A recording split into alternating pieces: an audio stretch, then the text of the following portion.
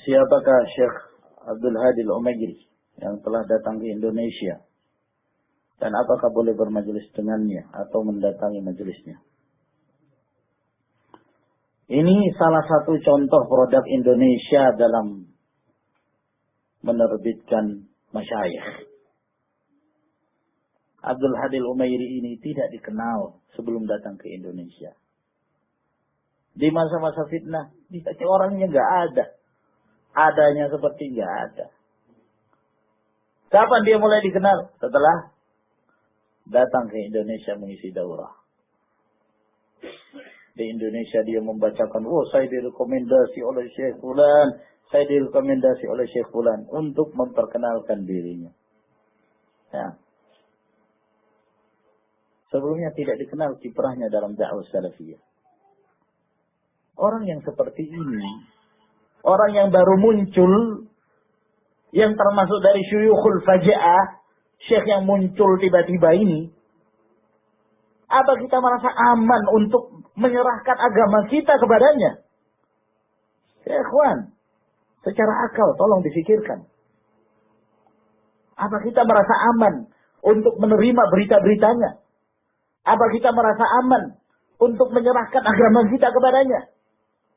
Dengan bersandar kepada sikap-sikapnya yang menyelisihi para ulama. Abdul Hadi Al-Umairi. Orang yang baru datang ke Indonesia.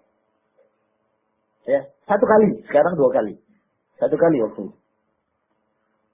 Langsung memberi penilaian tentang Indonesia. Menurut beritanya dia, ketika dia bertemu dengan Syekh Rabi', ya, dia mengatakan, saya melihat langsung Indonesia ya Syekh. Saya mengetahui. Saya mengetahui bahwa kurikulumnya Al-Madinah itu tidak ada penyimpangannya. Selamat. Kayak bisa bahasa Indonesia aja. Kurikulumnya kan bahasa Indonesia. Nah. Kayak ngerti. Jadi para ulama yang sudah datang sebelumnya yang mengerti tentang keadaan Indonesia, Syekh Rabi' yang terus menerima berita-berita dari para masyayikh yang datang ke Indonesia. Mereka mengikuti perkembangan dakwah. Syekh Muhammad bin Hadi Al-Madkhali mengikuti perkembangan dakwah.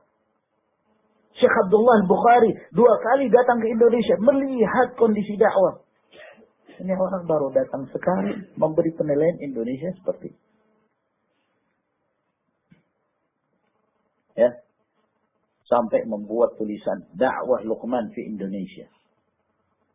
Dakwahnya Luqman di Indonesia. Di akhir tulisan itu disebutkan bahwa data-datanya dari para duat yang ada di Indonesia ini.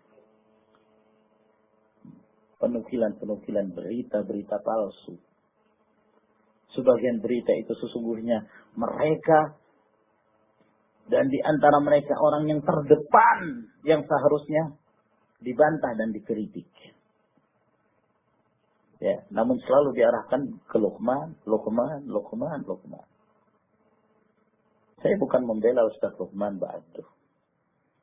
Barakallahu fikum. Kalau salah siapapun kita wajib untuk mengatakan dia salah. Nah, akan tetapi kalau menyebarkan fitnah, menyebarkan kedustaan. Nah, dituduh bahwa mereka ini terlibat dalam laskar jihad. Sebelum kita datang, laskar jihad ini sudah berjalan.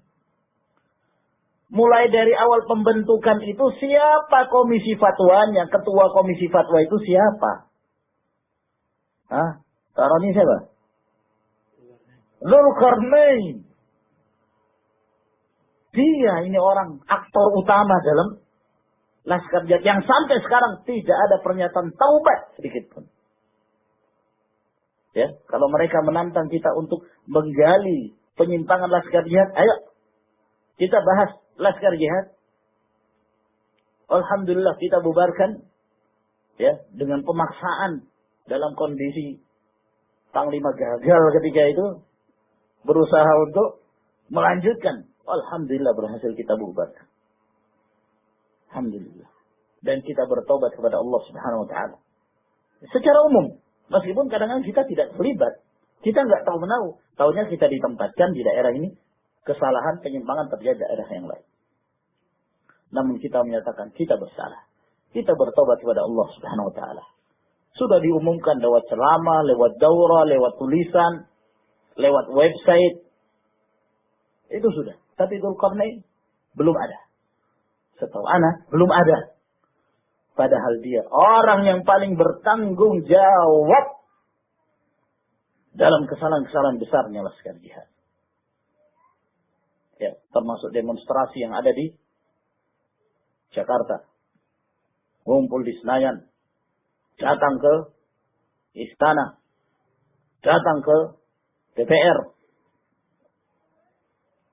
Ya, mereka-mereka yang ikut. Saya nggak hadir. Tapi saya menerima berita-berita. Pak Ron ini hadir. Nah, ini termasuk dari as-sabiqun al-awwalun. Ya.